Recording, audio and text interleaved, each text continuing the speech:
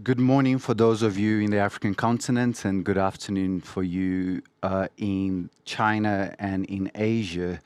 Welcome to the third session of the ISS seminar on Africa Security Partnership with China, looking into the future. This morning's session, which is the last session of this two-day seminar, will be looking into how Africa and China can strengthen the quality of their partnership through multilateralism, multilateral institutions, and other types of global arrangements in terms of global governance. For those of you that have attended yesterday, we would like to thank you for your participation.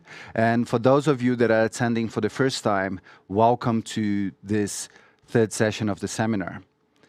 This morning we have 5 fantastic speakers joining us, both from the African continent and from China, that will be reflecting on one of the biggest questions of contemporary global politics. How do countries connect better benefit from the use of multilateral institutions and a rules-based order? What the role that organizations like the United Nations play in ensuring that the future of the African continent is more stable and prosper? What is the role played by regional organizations, including the African Union, in ensuring long-term stability and peace in the continent as established by Agenda 2063? But also by providing platforms that can elevate voices from the global south, like China, like Africa, by pulling together resources, pulling together ideas, and ensuring that collective responses are beneficial not just to the few, but to the majority of the globe. We have here 5 fantastic speakers, which each of them will be talking and reflecting on different engagements around Africa and China security partnership and multilateralism. That includes the role of the UN Security Council and how the 3 African member states, or the A3, engage with China and other member states within the UN Security Council. They're going to be talking about the increasing role of China in peacekeeping operations. They're going to be sharing issues around counterterrorism and how regional organizations play a role and what China can or has been doing in terms of strengthening the continental capacity to support, but also how other types of arrangements, of global governance arrangements with the so-called group diplomacy we see in terms of the role of the G20 or the role of BRICS, but particularly in the context of the upcoming FOCAC meeting, where is increasingly becoming more institutionalized and playing a role within this wider and broader context of group diplomacy that we have been seeing. We're first going to have Dr. Stephen Kuo from the University of Cape Town, which is going to be sharing some remarks, and he recently wrote a fascinating book on the role of China on security issues, particularly in terms of peacemaking and peacekeeping. So Stephen, you have the floor. Thank you very much, Gustavo, and thank you very much to the Chinese Embassy for organizing this event. I have 7 minutes, I'll just get into it. I have a book published, Gustavo mentioned, on the Chinese peace, which is based on field work I carried out in Liberia and South Sudan, and a good deal of it to understand what is the Chinese approach when it comes to peacekeeping, peace building, and peacemaking Africa. So I'll go into it now. Let me begin with an anecdotal story. So I begin with the same story in my book. It's about 2010, and I was still a graduate student, and I attended a conference on the liberal peace in London. And I suppose, I was only half jokingly, I said to some of my fellow conference goers, I think they were Germans, I said to them, look, when it comes to building sustainable peace in Africa, right, would it not be interesting if we examine the Singapore model? I didn't even go as far as the Chinese model. And I remember that they and I said, look, Singapore was a colony of the British. It's quite a few different countries, different ethnicities. And I think everybody here sort of gets what I'm trying to get to. In a way, if you want to build sustainable peace in a country, for example, Liberia, South Sudan, other African countries, which are creations of the colonialism, then it perhaps would be useful to examine different ways of building sustainable peace. And the Western, as it were, getting to Denmark, competitive elections, free market, perhaps that model that the US has been pushing since the end of the Cold War and the ways have been pushing since the Cold War, perhaps that is suitable for some, but not all instances. Hence, I wrote and I researched about, is there such a thing as a Chinese approach or indeed a Chinese model? And I wrote a book on it. So I get a lot of flack because people tell me there's no such thing as a Chinese model, things change and move. And I know the intention for me of writing the book is not to tell you this is precisely what the Chinese understand. Rather, this is my interpretation and a summary of what I think the Chinese approach to peace, keeping, building, and making is. So that's my take. So let me go into it now, right? So this is my summary. It's not directly from the Chinese government.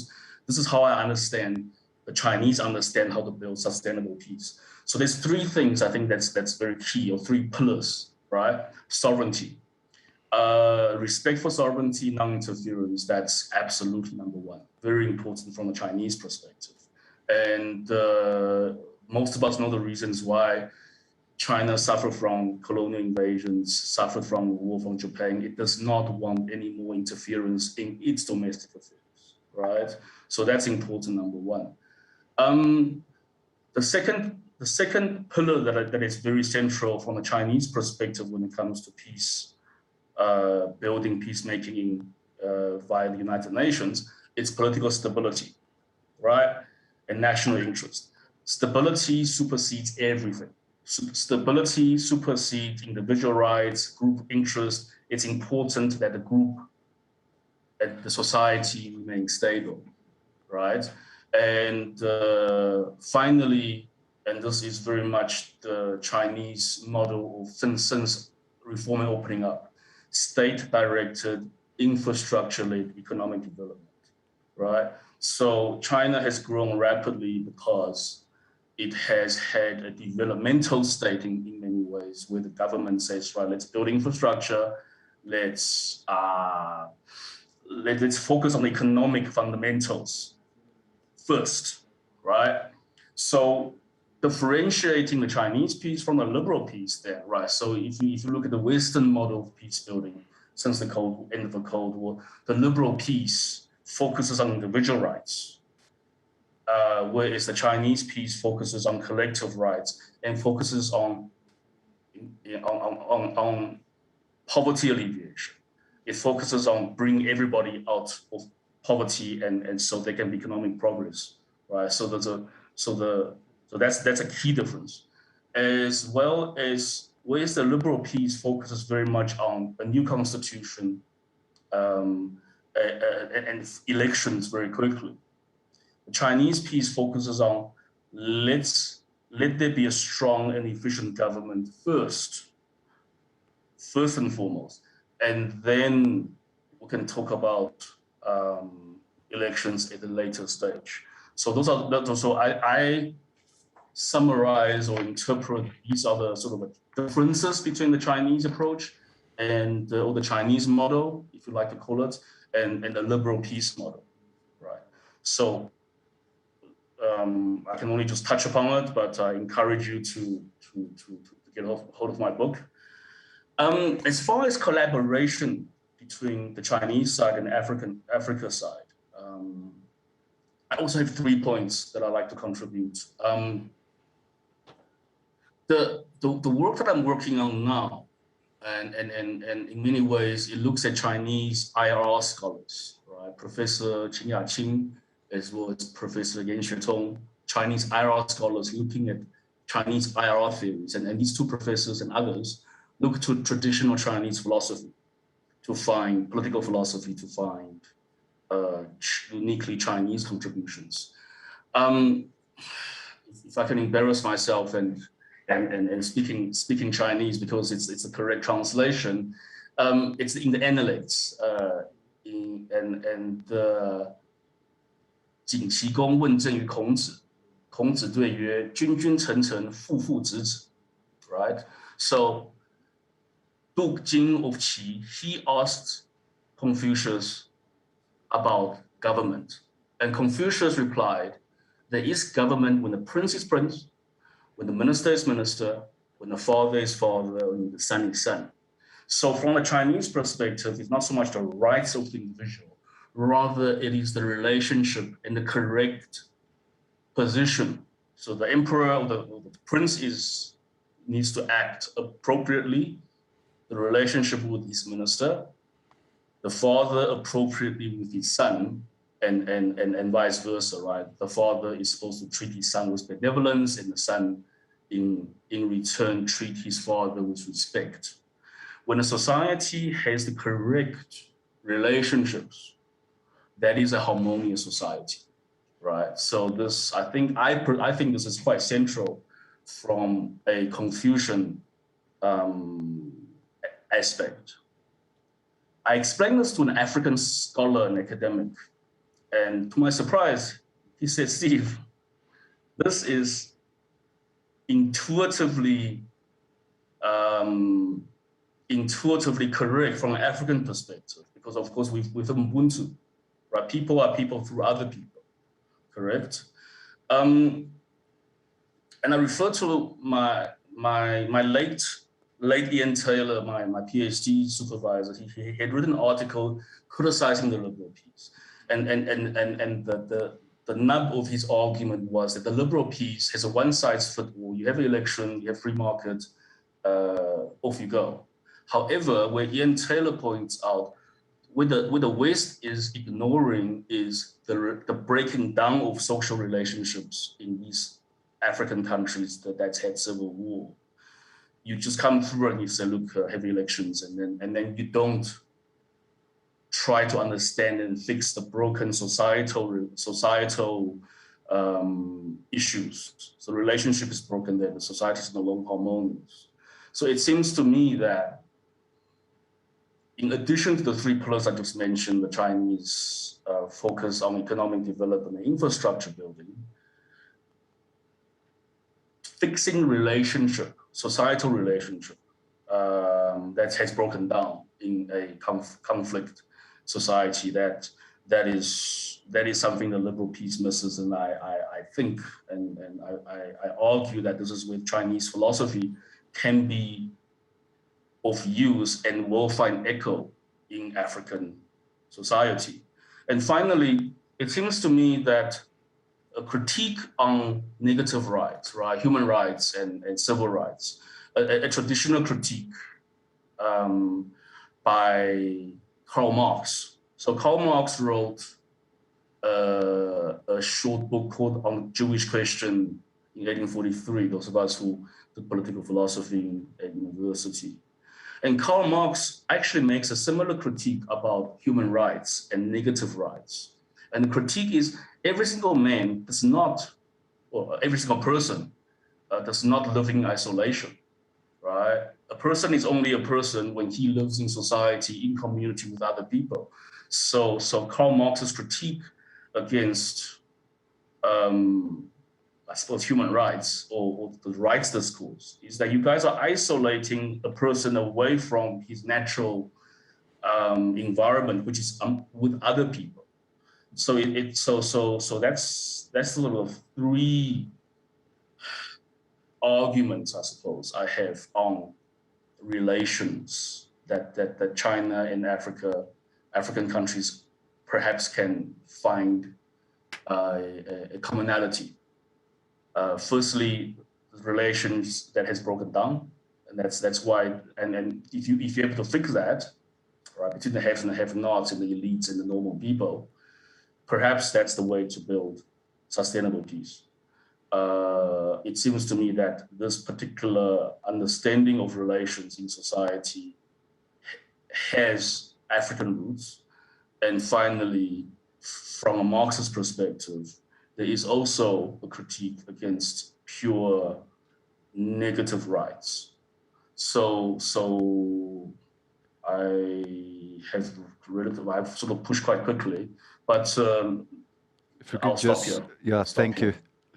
No, thank you, Stephen, and you really bring us a lot of food for thought, which I hope the other speakers are also going to touch upon. And there's a number of issues that you raised that I think are quite important on understanding not only the Chinese approach towards multilateralism and how they engage on issues around stability of sovereignty, the issue of this, something that we've been discussing a lot since yesterday around this intertwined relationship between peace and development. And I thought the critique that you provide in terms of liberal peace is quite an important one. Because I think that it's something that most of us in the field have been questioning ourselves, what will come after the liberal peace model, that it's not necessarily a very easy answer, and looking into different alternatives and different models it's quite useful. I think just as a brief comment before I give the floor to Professor Liu from Peking University, is that liberal peace often tends to look into peace processes and long-term peace processes in a very bureaucratic way, and often at a very event-based and full of benchmarks, and as you well mentioned, around building having elections and so on, but is also very much concerned around building institutions, which seems very much in line, at least with the broader thinking, when you bring the example from Chinese philosophy around building those institutions. And it would be interesting to discuss further around marrying these two issues around sovereignty on one hand, but also helping to build not just elites for particular states, but also in terms of their own capacity of the states, even if we're focusing purely at the state level. And I think there is the fundamental question of whether collective rights and human rights are intrinsically opposite to one another. And I think it's something that some of the speakers may be able to touch on that. So I don't want to take much time from our speakers. So we have now, and thank you, Professor Liu, for joining us. And you have the floor, and thank you so much. Okay, let me unmute. Thank you, the chair. Could you please allow me to share my screen if possible? I don't think at this stage, unfortunately, we have that capability. Would it be possible that you just go through the presentation? We apologize for that. I didn't know that we are not allowed, because I took lots of time prepare a PPT. But anyway, let me just, according to what you call upon us, and also what Stephen has very eloquently elaborated, I think my point and his can be very much how to say, as you, the chair, you suggested, since he has been focusing on the state perspective, mine has been rather focused on the non-state or society perspective. So my talk has been rather about development for peace and security. I use some of the cases to show how it is also important that the new Chinese collaboration with, or current Chinese collaboration with Africa on security issues can also enhance from such a way, either from bilaterally with the African continent or beyond the continent multilaterally. My starting point was really trying to reflect a little bit about the current literature has been really focused on the multilateral way or real politics perspective, and then either demonize the Chinese security collaborations or don't necessarily understand from the continental perspective a lot. So I started from this and then trying to encourage a kind of a holistic perspective. And then I think to understand such an approach is very important to say how China does and have probably different views, and then if not completely view about its contribution for Africans' security and sustainable peace. And then from the beginning, which really go way back to 1950 when the relationship is established, we have noticed how anti-colonial has been one of the, or most of the important the task for China. And then we also realized that since 2006, the first China white paper on Africa, and later also 2012, 2015, all have elaborated more about specifically how to address Africans' peace and security issues. And then we also have noticed the scholars have paid more attention to such as China African Security Forum, and then in 2019, those kind of things. But I think how to really understand that from a holistic perspective is still lack of. For instance, my own research goes back to 10 years ago when I first visited Liberia. I visited our peacekeeping camp. And then I noticed, and then also across the talks among those soldiers and then also Chinese officials, they elaborate a lot about how they have used sort of a peacekeeping diplomacy. With that, it goes about how not only to contribute to keeping this mission directly, but also they also contribute to scaling the local and contributing to health service, so on and so forth.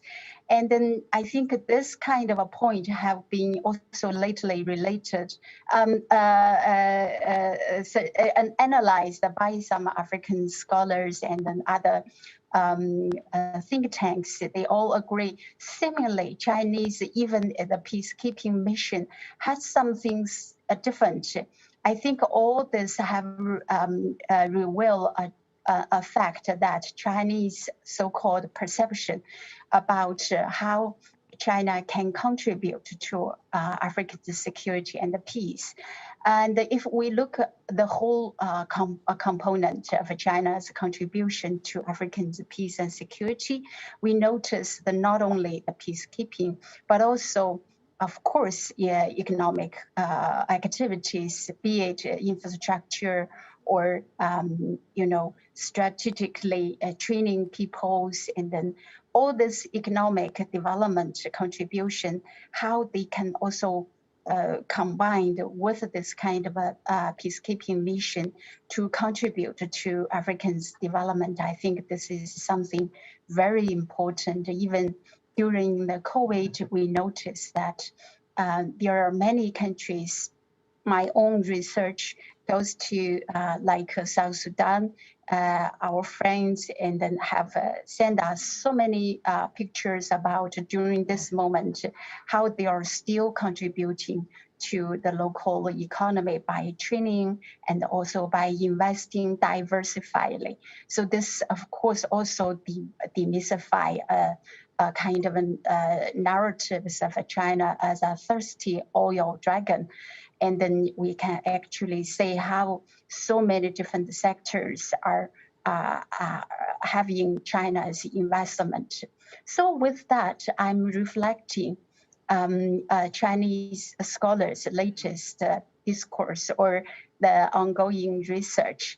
People have been emphasizing so much that probably we can call the Chinese approach as a kind of a developmental peace approach, because just as Stephen already elaborated about the differences between the liberal approach and the Chinese approach, I think there are also several things we can elaborate from non-state or non-politics perspective, emphasizing how the economic activities from society perspective, from human being perspective is very, very important. With that, I think a hard fact is that the demographic situation for large group of people are just youth with this youth bulge challenges across the continent, how youth, if there is no opportunity maybe for their whole life, and they can easily join either rebel or join to violent group or becoming any kind of a criminal element. So I quote my own students, Barak, he has done his research about the South Sudan's case. He emphasized with Chinese trainings, because this is based on his lots of interviews to those who have been trained. They actually simply told him after training, their life have been changed, and they actually started to be recruited by government, even the government dominated by a different ethnic group. So we are suggesting potentially maybe this kind of ethnic politics, or in another word, we can call this clientship politics can be changed. The evil circle can be break, and then there is a future that how the economic activity can also in another way to help with the politics to solve those kind of dialogue with which we talk so much about ethnic or tribal politics. So coming back to what Chinese scholar has been discussing about this developmental peace approach, I think we have been jumping several dimensions such as economic growth, effective government and governance, and then also right to survival and development, which according to, I think, either ICT or other the principle, international principle, we call that this is a basic human being, a human right to be able to survive. And then to talk about effective government and governance, I think the Chinese, also the government or other actors also have been helping a lot about capacity building, such as for the security, for the peace, the capacity. We know many facts. I don't want to repeat here, but I think the Chinese envoy last time when she was Ambassador Xu, when we had a talk, she emphasized China's peace and mediation, if we can call mediation, didn't based on kind of a Chinese idea, Chinese solutions, but rather to promote African solutions. I think this is also a very strong evidence to show how the Chinese approach are helping with government and governance of Africa. So Chair, I don't know whether I still have any minutes. I think you just left. went over time, but we can come back to you a bit later. Okay, I stop here because I want to emphasize again from African perspective, but I stop here and then I wait if there is a chance. No, thank you so much. And we will have the chance to speak more about some of the issues that you have raised and fascinating points around that. And the one interesting thing, and I think would be interesting for us during the chat to talk more, is the impacts of the South Sudan experience for China.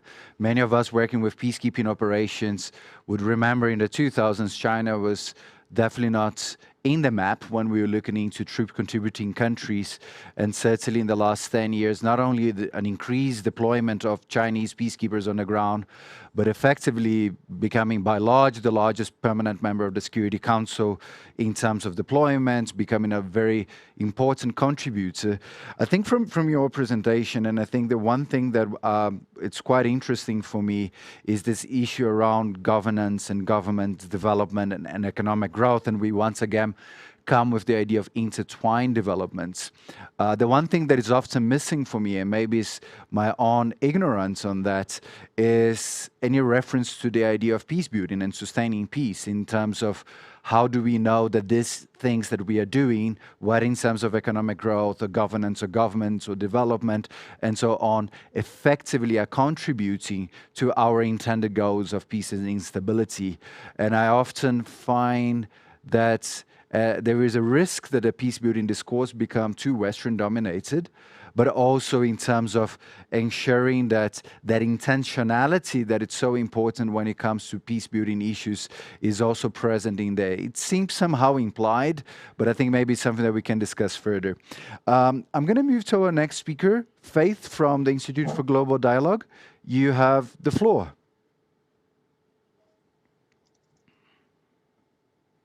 Good day. Thank you, Gustavo, and to the ISS for engaging me on this conference. And I think as a starting point, the task before me was to just give a bit of an overview and focusing specifically on China's evolving role in the African peace and security landscape with a focus on its contribution to multilateral UN peacekeeping operations.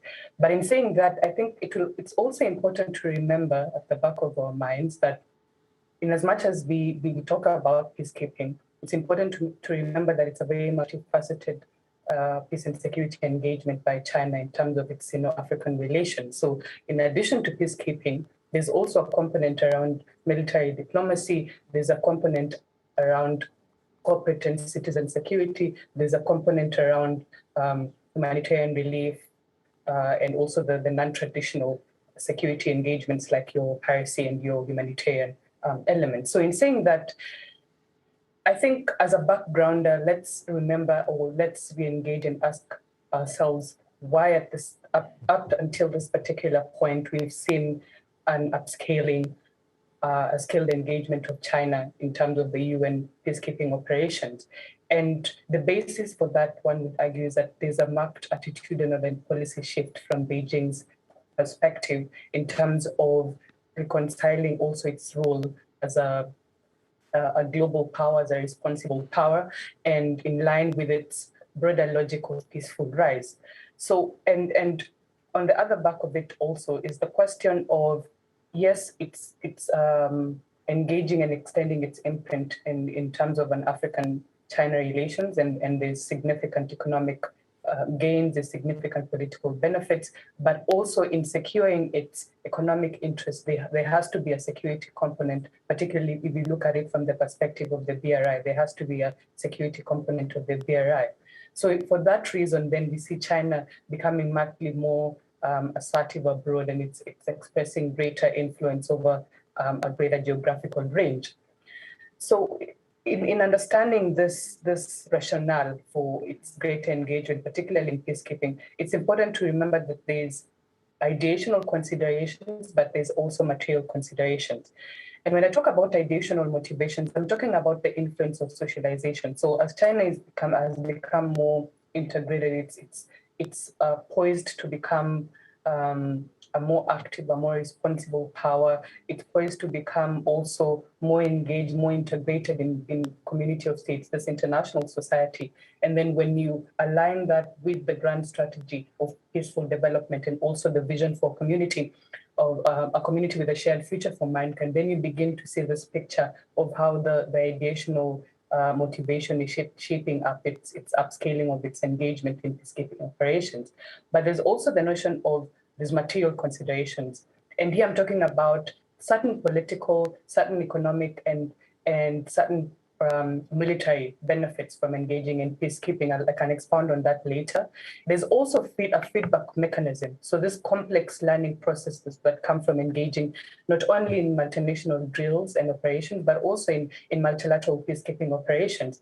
And when you get the Chinese military also receiving those feedback components and feeding off its integration with the government perspective, then you begin to see how that impacts its continued and increasing engagement in peacekeeping and in multilateral peacekeeping operations on the continent and also abroad. So having talked about that, I'll be very quick in talking about military diplomacy, because I think it's important to contextualize that and how that also forms a broader picture of the peace and security engagement. So obviously military diplomacy being the engagement of the military in peacetime activities, what the Chinese call military operations other than war. And also the idea that military diplomacy in this case is seen as having very pragmatic roles and also a very transformational role. So building and cementing already the relations that were there with the African states.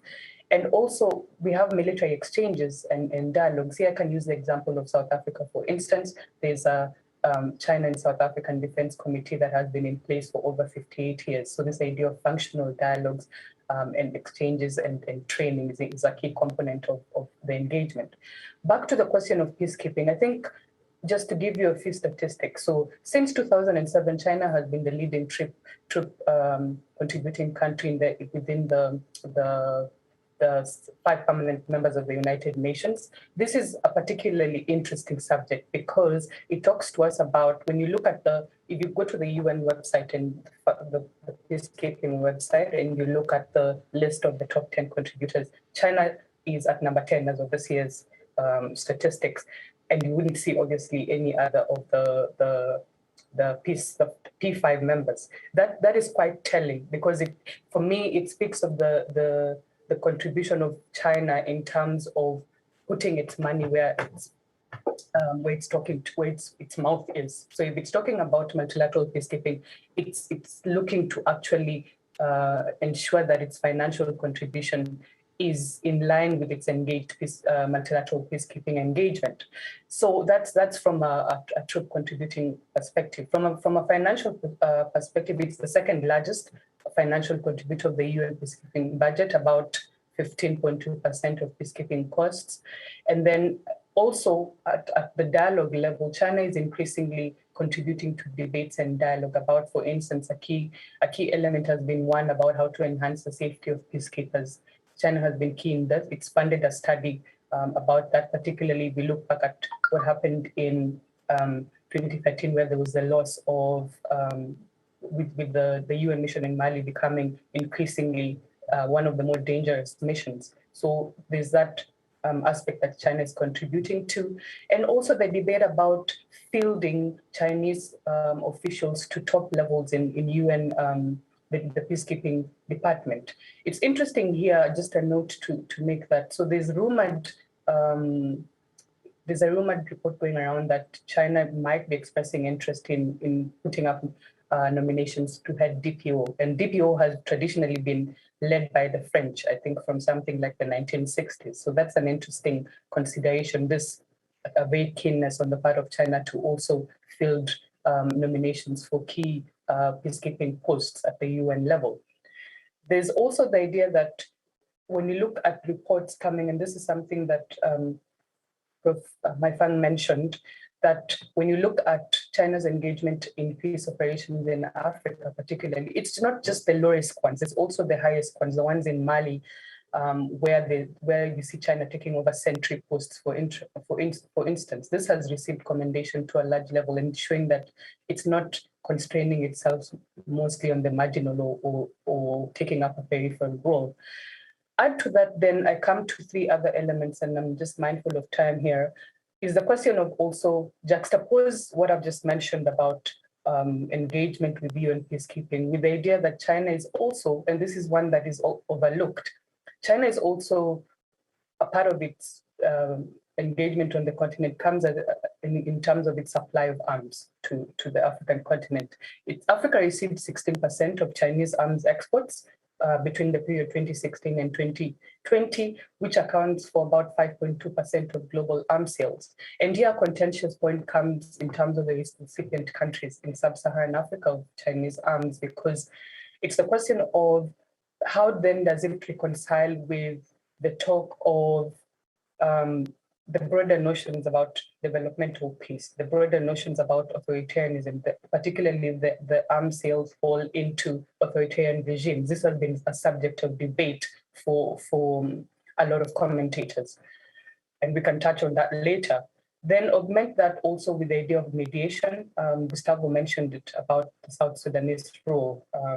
And if we think about the Chinese diplomatic engagement in South Sudan, its peace facilitation role under the auspices of IGAD, one then is forced to ask whether we need to read increasing Chinese engagement as a function of also augmenting its economic interest, the question of oil. But in moving beyond oil, following what Daniel Lodge has argued, he poses a very interesting question, whether we should look at mediation, Chinese mediation role, particularly in South Sudan, whether it's predilection towards experimental attempted solutions that have been moderated or adapted in the face of direct experience, or whether it's almost falling back to the question of the inevitability of an evolving peace and security landscape on the continent.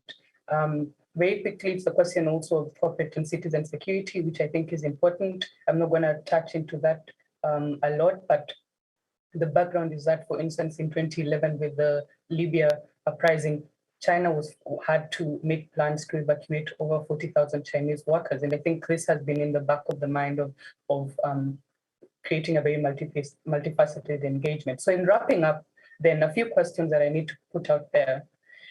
What does Chinese engagement in UN increasing engagement in UN peacekeeping mean when we look at the robust turn in UN peacekeeping? And here I'm talking about the PLA casualties in Mali and South Sudan, which not only unnerved Chinese officials, but also edged it and motivated the study on the safety of UN peacekeepers. What also does this mean in terms of Chinese engagement in peace and security on the continent?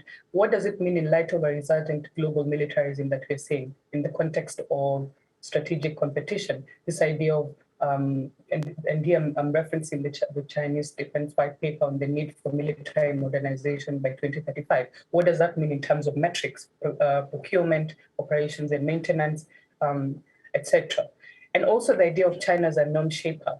How, on one hand, we talk about it adapting to exigencies of the African peace and security landscape, but also the other side of that, the other question, the other face of it is how then can we also consider that Africa has shaped the Chinese understanding and its movement away from this idea of non-interference in a very static term, in order to have a more pragmatic, more fluid approach to addressing realities.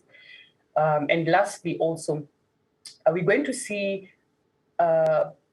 Kuo talked about Chinese model of peace, markedly different from the liberal peace. Are we going to see peacekeeping with Chinese characteristics, particularly because if we look at its increasing engagement, not only in debates on peacekeeping, but also the kind of role that it's played as a net provider of security? And also in the back of mind, in conclusion, is the question that we need to remember that Chinese engagement also in peacekeeping means that it has to tread carefully in view of that larger context. The fact that peacekeeping also means navigating the relationship with other major powers. That's important to remember. And also how in developing a significant stake in UN peace operations, it also has to look at how there's an evolving landscape in peace and security. There's a geopolitical question that comes as far as peace operations is concerned, and there's certain exigencies that come with the peace and security landscape on the continent. I'm going to leave it there. Thank you, Gustavo, and I hope I haven't taken too much time. No, thank you very much, Faith, and you really raised some critical points when it comes to not only the evolving landscape for China in engaging on peace and security matters, and you're specifically focusing mostly on peacekeeping operations, but I think the questions you raised are extremely important, because for many years we keep talking about this idea of a commitment gap, where the most developed countries in the world tend to pay for peace operations, but the developing countries tend to be the ones deploying. And of course, China is somehow breaking a bit of that commitment gap by being a strong contributor in terms of assessed contribution to the UN, but also a strong deployer. But we cannot forget that one of the reasons that why a lot of developed countries stopped deploying in the 90s was very much in response to what you mentioned, Faith, about the fear of increased casualties, and that led to some kind of a distancing. And what if, especially when you're deploying in situations where peace is not very clear and often where you don't have any peace to be kept, that the chances of using Chapter 7 mandate and robust missions may actually increase to somehow of a new reflection, and that it's more of a question than a comment. I think the other points that you raised that is extremely important is how will China and Africa engage in a very changing nature of peacekeeping itself. We see a very low appetite from the UN Security Council to deploy large peace operations. We're seeing the rise of ad hoc security initiatives like the G5 Sahel or MNJTF have really taken somehow the position that once it was, we would have expected that traditional peace operations would do, and what would then China do in terms of its own engagements coming forward. But the other thing that you mentioned, and it's around the civilian role that China plays within the headquarters and within the missions. And considering that increasingly the expectations is that special political missions and missions deployed by the Department of Political and Peacebuilding Affairs may gain prominence in the coming years, would be very useful to see how this idea, and going back to what Dr. Kuo was mentioning in the beginning, how China will bring its own idea of a norm shaper, because to some extent there is part of the discussion are discussions that have not necessarily been initiated by China, but China is part of. But a part of it is also China also bringing its own ways and its own rationalities around that. So I think there is much we can discuss. Let me not take much more of the time from the speakers, and I'll go straight to Professor Wang from the Chinese Academy of Social Science. And thanks for joining us, sir. You have the floor.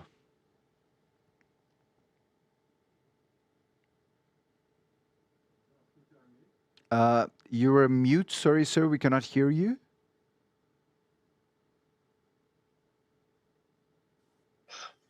It's okay. Can you hear me? Loud and clear. Thank you, sir. Okay, thank you. Thank you, Mr. Chair, Mr. Carvalho. I will thanks, first of all, the IIS very much for inviting me to this very important meeting. The issue of security in Africa is a permanent and realistic topic, especially in this context of the continuous spread of COVID-19 pandemic. Africa is facing now more complicated and interrelated problems. The intertwined problems of terrorism, separatism, transnational organized crime, food security, and climate change. The topic of my speech is achievements and prospects of cooperation between China and Africa in the field of peace security issue. My speech is divided into 3 parts. First part, achievement. Based on general principle of diplomacy of China, the main platforms for China-Africa multilateral security cooperation include the United Nations, the African Union, and the sub-regional organization. In recent years, especially since the Johannesburg summit of the FOCAC, China and Africa have continuously expanded their cooperation in peace and security affairs on the 3 platforms, achieving rich results with the cooperation level more and more high, the projects increasing, and the gains fruitful. 1.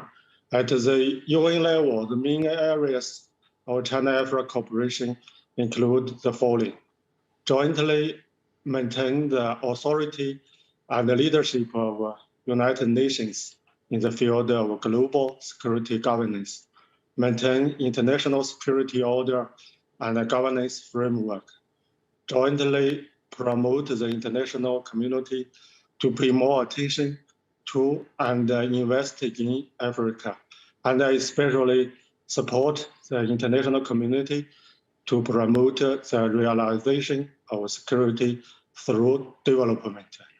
Maintain Africa solutions to solve Africa problems and avoid unilateralism and excessive interference. China has become the country with the most troops among the permanent members in UN peacekeeping missions, which is conducive to maintaining the core position of the UN in security affairs. Second, at the African Union level, support the enhancement of the African Union's security governance capacities, innovate security governance concepts, improve the security governance framework, and enrich security governance method. China also provided financial support to the African Union, as well as training and logistical support. In accordance with the China-Africa Peace and Security Plan, China has established the China-Africa Peace and Security Cooperation Fund and the China-Africa Peace and Security Forum. 3. At the sub-regional level, support African sub-regional organizations to improve the framework of security governance, including the construction of the standing army, the enhancement of regional security management and intervention capacities under the leadership of the African Union, logistic support, etc. China strengthens its cooperation with sub-regional organizations to support the countries in the Sahel, Gulf of Aden, Gulf of Guinea to maintain regional security and counter terrorism. Second part, achievement. 1. Western countries question the existing multilateral security governance platform and framework. The impact of U.S. government on the authority of the United Nations during the Trump era, the impact of the egoism, its meaning selfishness and America first thinking of Western countries in the context of the current epidemic. The propaganda and the impact of African failure countries in the area of Western media. 2. The challenges of unilateralism of Western powers. The United States and France have reduced their military dispatch under the framework of the UN, and their security cooperation with Africa is now mainly through bilateral channels, which has certain benefits in helping African countries improve their security governance capacity, but their drawbacks are also significant, especially to UN and AU. 3. Under the threat of the epidemic and economic recession, Africa's self-confidence has been impacted. National governments' capability have been weakened. Military coup d'etat, threat of terrorism and piracy, and organized crime are rampant. The tasks of multilateral security cooperation have increased. International support has decreased, and credibility of multilateral cooperation has been challenged. Third part, perspective. 1.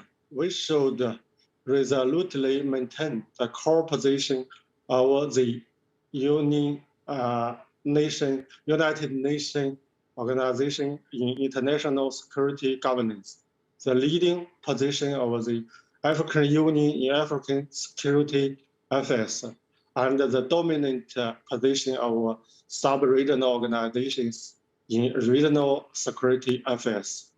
2. Maintain the security concept of Africa proposed, Africa agreed, and Africa lead. 3. Actively advocate common responsibility, safeguard common interest, and create a safe and co-constructed China-Africa community with a shared future. 4. Establish a new security concept that is common, comprehensive, cooperative, and sustainable. Oppose military coup d'etat and force to resolve political issues, and maintain economic and social development to promote peace and security. 5. Positively evaluate the African security governance framework and counteract Western media's defamation. The above is my speech. Thank you all. Thank you so much, sir. And I think you raised some really important points. And I was about to wonder when the African Union would be mentioned in these discussions. And I'm really glad that you did. Because particularly when we talk about a lot of the multilateral responses to conflicts in the continent, often the African Union and regional economic communities are increasingly in the lead of those. And certainly there is basically the elephant in the room for the last couple of years is how do we reduce the dependency that regional organizations in Africa have from external support, and especially the ongoing discussion within the UN Security Council around the potential use of UN-assessed contributions to African-led operations that would enable them to be more sustainable and predictable. I think it's also a very important point that you make regarding the issue around emerging threats in the continent, because is definitely something that is already impacting the way in which responses are done, whether it's through transnational crime, whether it's through climate change, as you mentioned. So there's certainly a lot that we can reflect around that.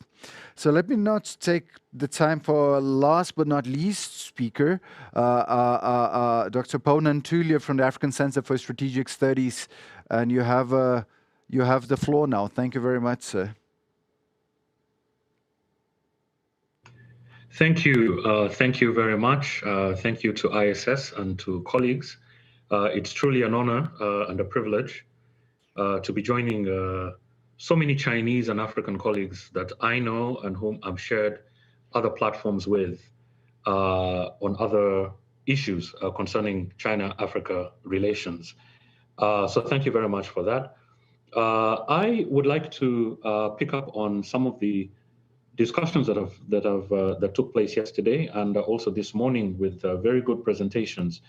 And I specifically want to highlight the issue of African agency in Africa-China relations. Because if we go back to FOCAC, to the establishment of the Forum for China-Africa Cooperation, was an initiative, if you look at the conversations on the Chinese side with Chinese scholars, it becomes clear that the initiative to establish FOCAC as a permanent mechanism for collaboration between China and African countries came from the African side. The African countries were very worried at the end of the Cold War that the continent was going to be marginalized by the great powers, and were very keen on developing these types of mechanisms that could ensure that African countries remained relevant on the global stage.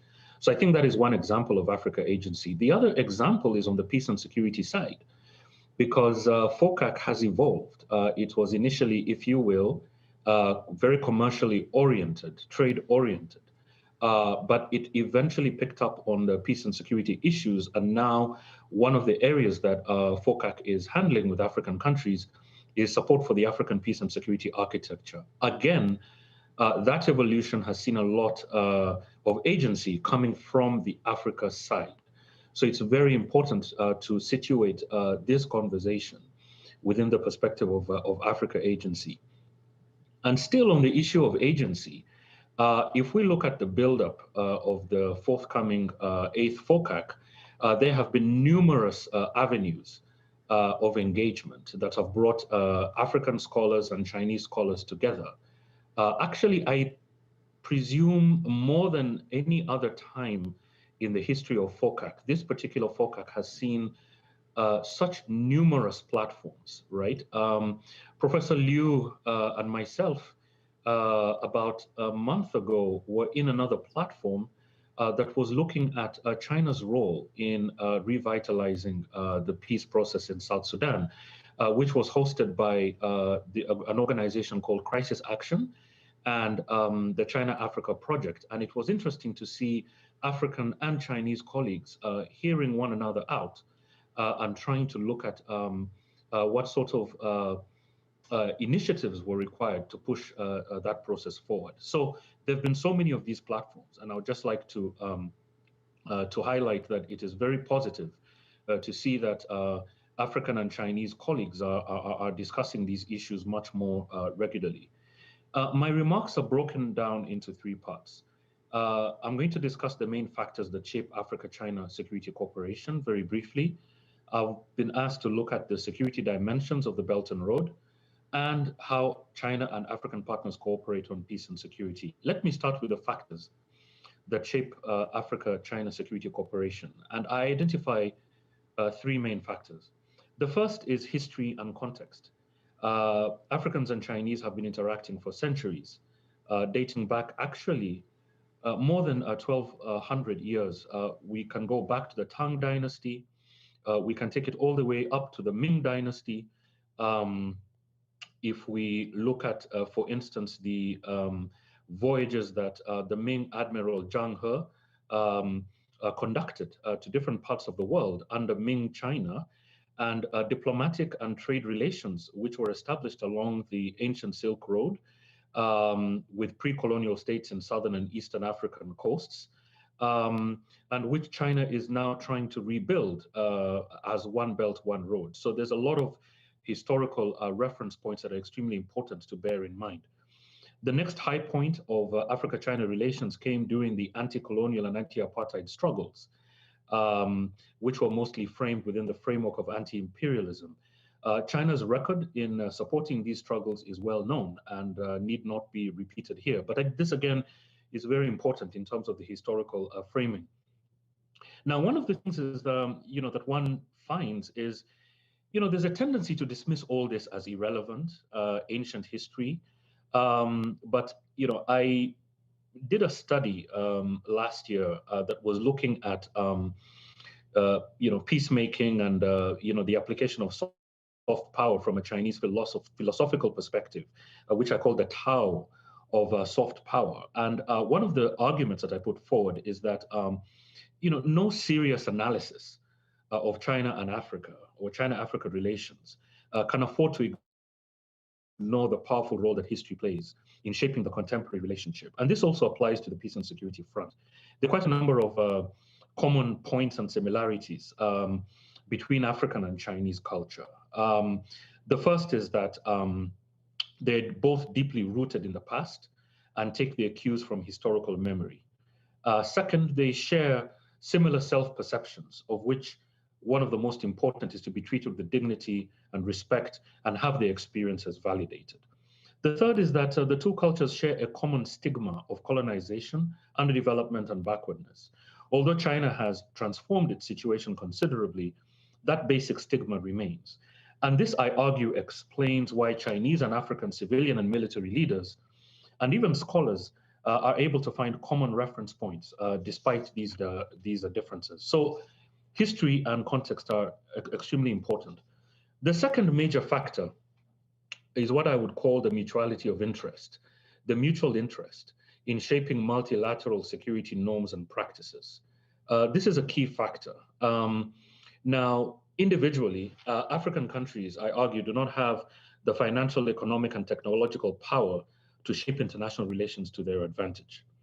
But I argue that this has been compensated to some extent by their efforts to become proficient, especially in international peacekeeping operations. So if you look at small countries like Rwanda, which is currently the world's second largest troop contributing country, they punch way above their weight. Countries like Rwanda punch way above their weight at the global level due to their peacekeeping commitments and experience. So this is one way that African countries have tried to assert some kind of influence at the global level. And China has played a very important part in that. But what is also very interesting, if you look very closely, is that China also follows a very similar path in trying to reestablish itself as a global leader in its own right. Peacekeeping operations have become extremely important avenue for that. So this is a commonality that China shares with its African partners. I mean, a decade ago, China's multilateral security initiatives were really minuscule. But lately, China deploys more peacekeepers, as colleagues have argued, than other Security Council members combined. It's the second largest contributor to the UN's peacekeeping budget. It has set up quite a number of new initiatives of the United Nations, such as the UN Peace and Development Trust Fund, which consists of the Secretary General's Peace and Security Sub-Fund and the 2030 Agenda for Sustainable Development Trust Fund, which are being accessed by African countries. China has also placed an 8,000-strong standby force at the disposal of the UN Secretary General for deployment to crisis spots. Now, such initiatives, I would argue, would have been unthinkable even 10 years ago. So the China-Africa Partnership on Peacekeeping is really, truly strategic. I mean, 4 African countries are on the list of the top 10 contributors to the UN missions. Africa hosts the largest number of multilateral missions in the world, and African missions account for 75% of all UN military and civilian peacekeeping personnel. So again, there's an element of Africa agency, because China's path to building leadership on the global peacekeeping stage had to run through Africa. China relied on its African partners to gain operational experience, to gain knowledge, and to become familiar with the peace missions environment. African countries, on the other hand, benefited from China's financial and diplomatic resources to develop and expand their own capabilities and amplify their role on the world stage. So this, in short, was a partnership of mutual interest. The other factor is China's growing political profile, which shapes Africa-China security cooperation. And a very good example that we've all discussed is the Belton Road, which of course is one of China's most important strategic initiatives. There's a tendency to view it merely as a series of economic projects, but it's much more than that. And one of the things that we will look at, for instance, is the degree to which African countries have been able to shape the Belton Road and to convince and persuade the Chinese side to align the Belton Road programs with certain strategic African initiatives, such as the program for the development of infrastructure, as well as the memorandum of understanding that was signed between China and the African Union on aligning the Belton Road with Agenda 2063. So this is another key factor. Sorry, Paul, could I ask you maybe to just wrap up your presentation? Yes, so I'll just briefly touch on the security dimensions of the Belton Road, and there are really 4 that are identified. The first is the geostrategic nature of the initiative.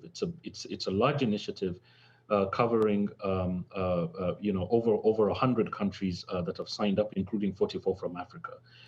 So this obviously has obvious security dimensions. Second is the wide dispersal of major Chinese investments and assets. And we've seen, like in the case of Sudan and South Sudan, sometimes these assets are targeted by insurgent groups. And that obviously creates a security dilemma for China and its African partners. The third is the difficulty in monitoring numerous state-owned enterprises that are operating in different time zones and in different countries and locations, which sometimes are very difficult to reach. And then the fourth security dimension of the Belton Road are what I would call, which stem from international perceptions as well as local perceptions, and that is something that we can discuss further in the question and answer session. What are the different levels at which Africa and China collaborate on peace and security? I would say 5 levels. The first is post-conflict reconstruction, and in the case of South Sudan, for instance, colleagues have been suggesting as a recommendation to closely align Chinese contributions to infrastructure, education, health, and so on within the framework of the developmental peace thesis, more closely with the post-conflict reconstruction agenda of African countries. Second, our coordination on the multilateral level that we've already discussed. That is another instrument that Africans and Chinese partners collaborate on peace and security. The third is the bilateral level activities, the military-to-military cooperation, military education, police and law enforcement cooperation. And then the final one that we don't normally discuss is mediation. I mean, China is actively involved in supporting mediation efforts in 9 armed conflict situations in Africa and Asia. And I think this is another emerging area that China and African countries are pursuing on the peace and security front. So I think I'll stop there and identify more issues in the question and answer session. So I thank you very, very much. Thank you so much, Paul. And I think you bring some really interesting points. And I love the fact that you started your presentation with talking about African agency. And I think largely what we aim to do at the ISS with our initiatives on enhancing the role of Africa in the world is precisely the issues of agency. But I also thought it was quite interesting what you mentioned around the more regular interaction between African and Chinese counterparts. Because I think to a large extent, many times that we have a challenge of interaction, it's not simply about an ideological problem. It's also about an issue around not knowing one another, is an issue about cognitive dissonance that comes by different perspectives. And that it's particularly important if we highlight the points that you mentioned around the importance of history and context, and how does it mean in terms of this emerging field of South-South cooperation, which you, of course, we can go into more details around and question around this relationship amongst equals, but certainly brings the new dynamics and ways in which we can engage with. That being said, I wanted to give the floor to my colleague, Dr. or future Dr. Chidumutanga Dura from the ISS. She's been tracking and leading some of the online discussions, and those hopefully will lead into some food for thought for each of our fantastic 5 speakers. Chidu, you can share with us what is the pulse in our chat room. Thank you, Gustavo. So we had some very interesting comments and discussions. It's been actually a very active chat box. And the first one was actually a response to Dr. Stephen and what he was talking about, the restoration of social relations, post-conflict, and the alignment, the philosophical alignment between China and Africa in terms of this. And so this led then to questions around, when one looks at it from an African perspective, is that the transitional justice mechanisms in Africa focus on restorative justice, sometimes, over punitive measures. And so the question was, what is China's then specific approach to that, to transitional justice, especially locally owned and locally driven transitional justice mechanisms? And then, and the next question that actually came was a very good rebound and a follow-up to something that Paul mentioned, which is the question of African states leveraging, multilateral institutions to have their voice, to sort of amplify their voice on an international stage, and the role of China in this. And so we had a question that was looking at, how then can African states better leverage their multilateral engagement and strengthen their collective positions within global debates, and China's specific role to that. And I think then the question then goes to Paul to just kind of expand on this a little bit. And then the question of balance actually came, and this was actually the biggest debate and the biggest discussions was around balancing the developmental peace approach. So how does it balance, like everybody has, said, agree that it's a pragmatic approach, right? That after a conflict, we need strong institutions or strong government, and this is a priority. But then the question becomes, at what point is this then, should there be an infusion of values such as then, when do we look at rights, and when do we look at elections, and when do we look at establishing accountability mechanisms? And then, also then, the debate also went up from just China's approach in specific states to a multilateral approach. And how then does China infuse and institutionalize some of these values? Because when one looks at the question of rights within post-colonial states and where they've had a history of imperialism, it looks very different from the liberal idea of individual rights, where there's a focus on group rights. But how then is this infused in multilateral structures such as the UN that have such a focus on liberal rights? What has China's role been in trying to actually make sure that from a multilateral position, multilateral level, there is an acknowledgement of the role of group rights and self-determination? Thank you so much, Chido. And we have 15 minutes left for this discussion. So what I wanted to do is to go through the same order that we started and ask you to maybe choose one of the questions, one of the comments that were made, and for 3 minutes maximum, just to share your comments. I will be a bit abrupt and interrupt you, so I apologize in advance. So let's start with Stephen. Can you just pick one of the questions and comments and just share some of your thoughts around them? I like to pick the first question about transitional justice. I think that's fascinating.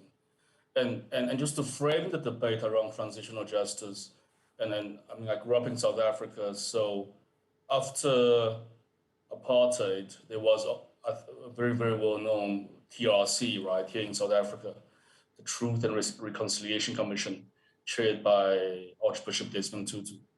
And I'd imagine everybody knows the context.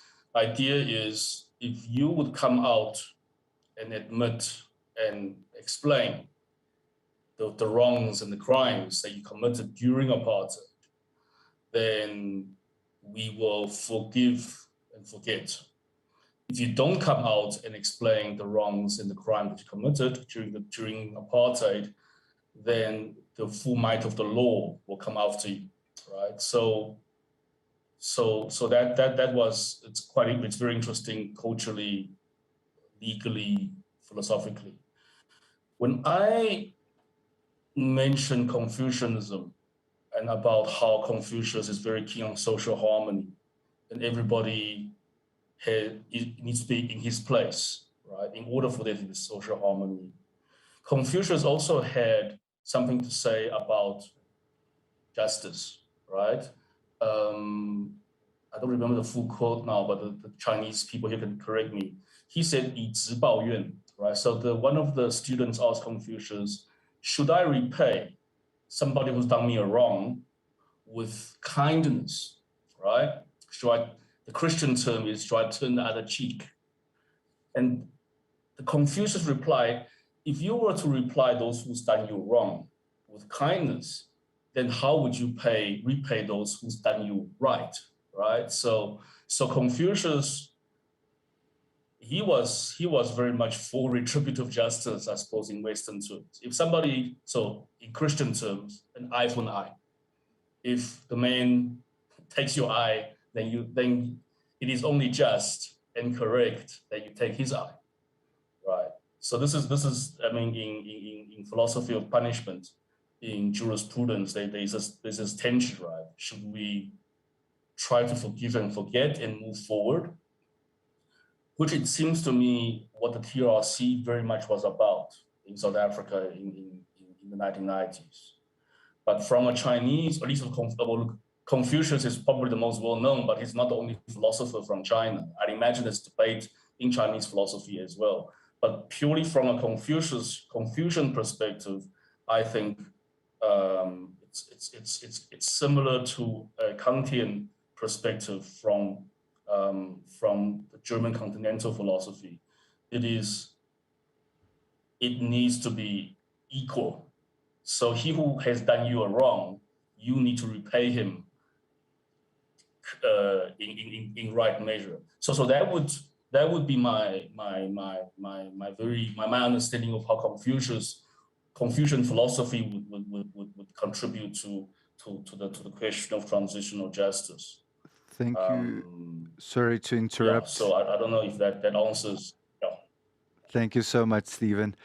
Maybe if I can go to Professor Wang, and if you want to reflect on any of the comments or questions that were raised.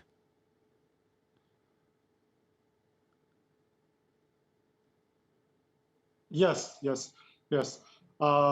Based on Chinese history and Chinese reality, we can find that the peace and security is a fundamental factors was the human rights and was human development. So, but we can never find the peace and the security will be built by external resolution or external forces. So I think the African continent face also the same question and the same challenges.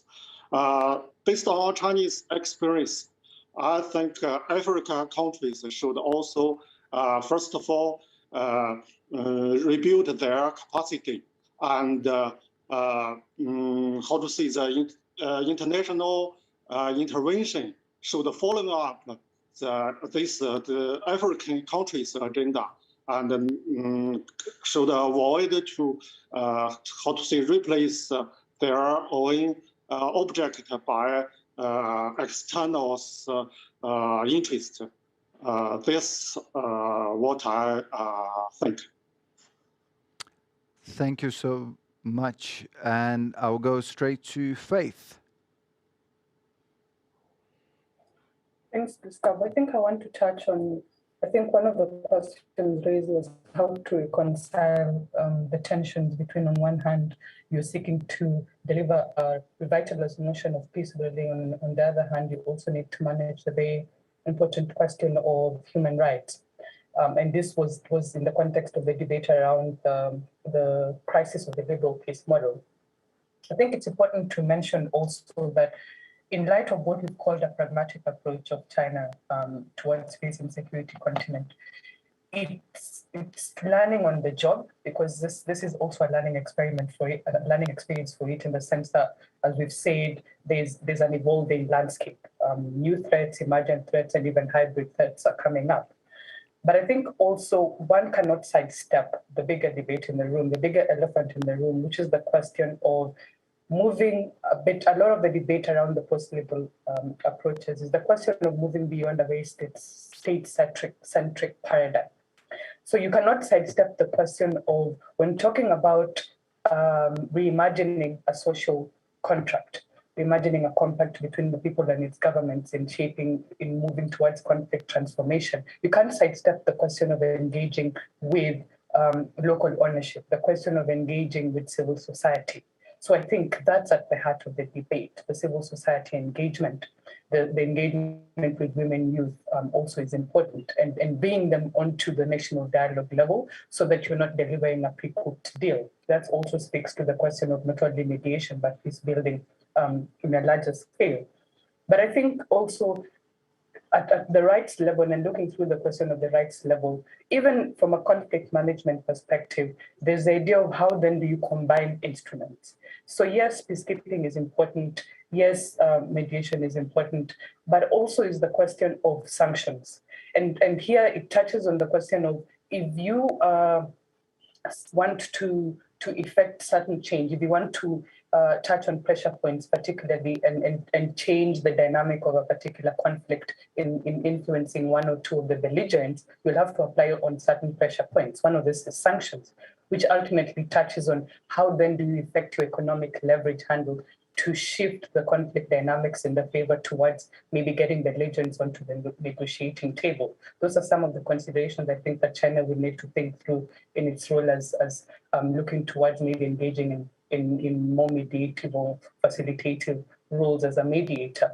And on the question also of the security development nexus, I want to add in there that increasingly we are getting into a security development humanitarian nexus, which is important. So you can't just overlook the humanitarian component of it just to allay some of people's suffering. And that kind of nexus is becoming increasingly important as part and parcel of easing up and delivering on not only improving your human protection agenda on the ground and delivering tangible results on the ground. So I'll leave it at that, Gustavo. Thank you so much. You.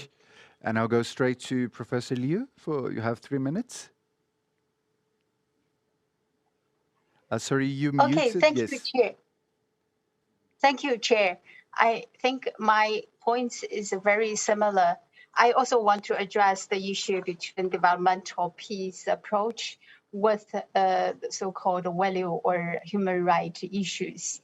I think Faith already almost touch upon all I want to share. I very much agree with we should really think of from the nature of the current challenges of security in the continent, which is so much intertwined with development challenges.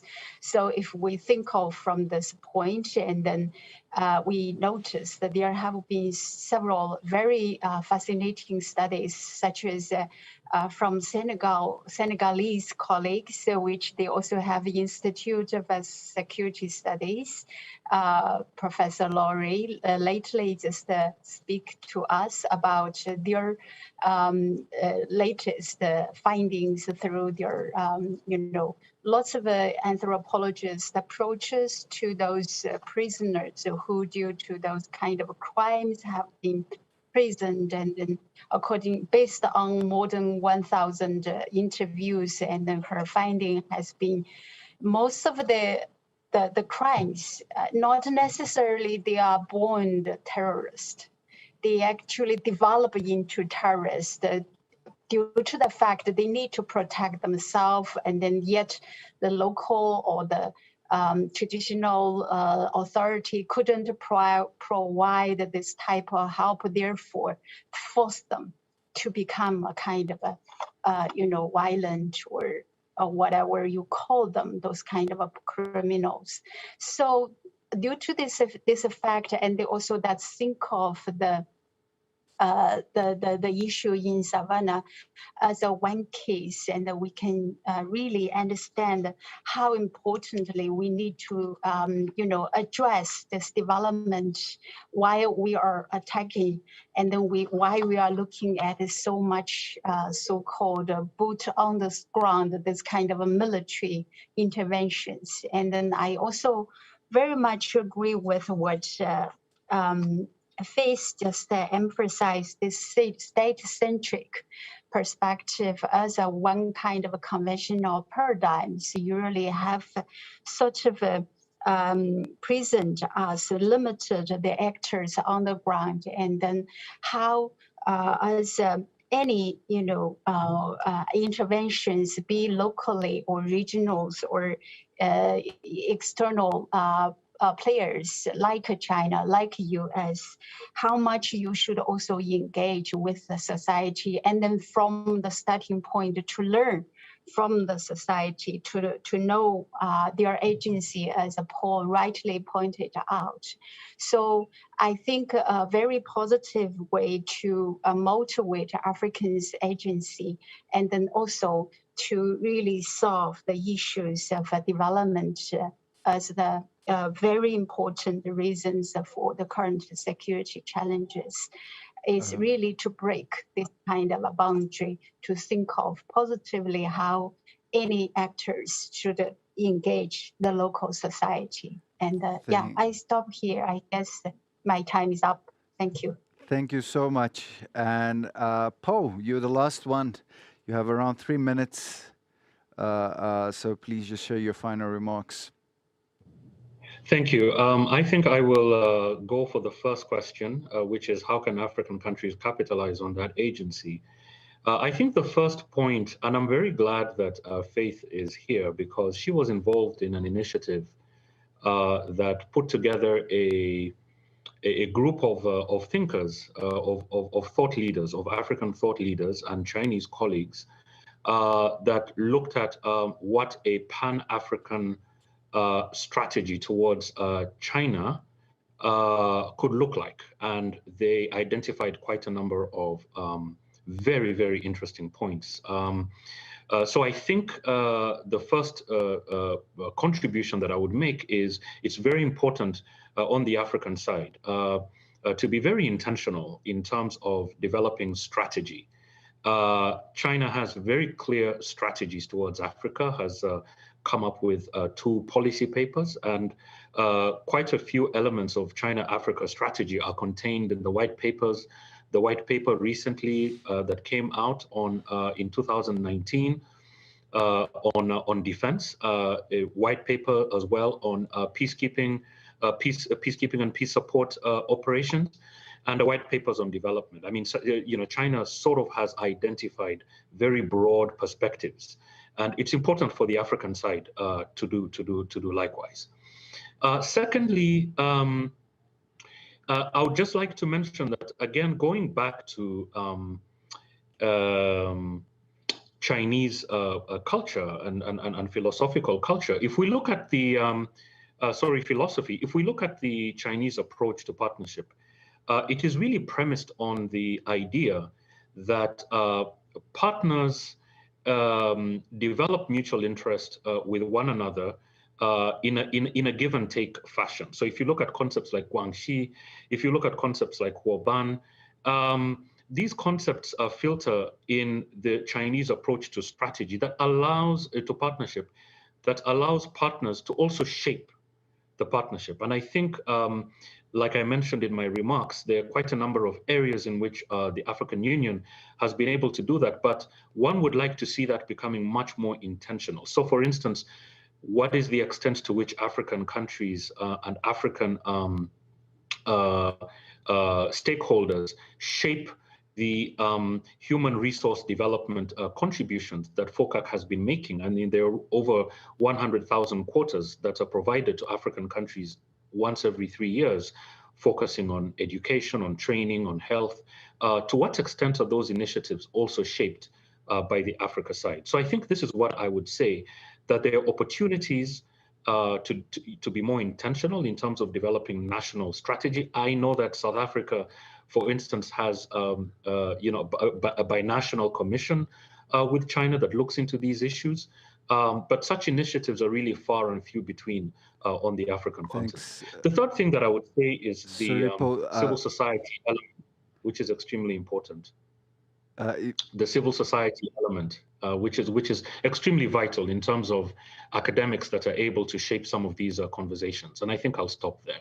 Thank you so much, and sorry for interrupting many of you. I hate being rude, but we are actually over time now, and I wanted to first and foremost to thank for our 5 fantastic speakers for really engaging in a frank conversation, in an open discussion on some of the subjects that are new for a lot of our audience that it's participating here, but also is something that has been repeatedly said, that there is the need for further interaction to create not only epistemic communities, but also to generate more thoughts and knowledge around that. And I'm going to close my thoughts here with Paul's remarks that if Africa-China security partnership and partnership in general is to be enhanced, the issue of African agency has to be much more well thought. And agency is not something that is given from the outside. Agency is something that is pursued, that is collectively pursued and individually pursued. And on that note, I would like to thank for everyone that participated in the last 2 days on the 3 sessions that we had on Africa-China security partnership, looking into the future. We really appreciate you taking your time from your busy schedules and having had such a wide range of participation from all parts of the globe that really makes discussions like this important to reflect on challenges and opportunities, but particularly identify potential areas of future collaboration. And finally, once again, thank you for the Chinese Embassy to South Africa for the support in organizing these events, and the ISS Partnership Forum for their ongoing support to the institution. With that, I thank you very much and have a good day, evening, morning for wherever you are in the world. Thank you very much, and we will see you soon.